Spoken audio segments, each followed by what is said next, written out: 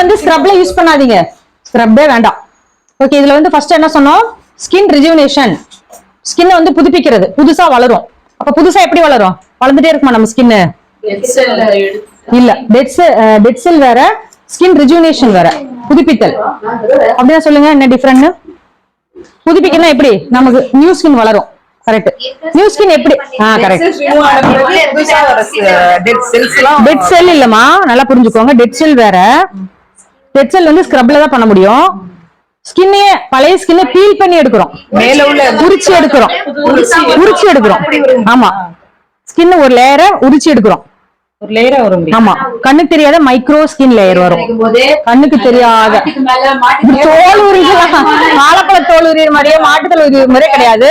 கண்ணுக்கு தெரியாத micro skin தான் வளரும். இப்ப நம்ம தெரியாம கையில பிளேட்ல கட் பண்ணிக்கிறோம், அது எப்படி க்ளோஸ் ஆகும் அந்த ஸ்கின்? ஆமா, மேல இருந்து க்ளோஸ் ஆகுமா, அடியில இருந்து க்ளோஸ் ஆகுமா? மேல எப்படி வந்து கப் போட்டு முடிக்குமா?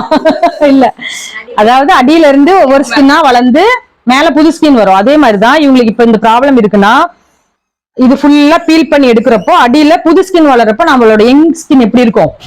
சின்ன வயசுல ஸ்கின் வளர்ந்தா நல்லா இருக்கும், அந்த மாதிரி வரும். அப்போ நம்மளோட ஸ்கின்ல இருக்கிற எல்லா ப்ராப்ளம் சரியாகும். இப்போ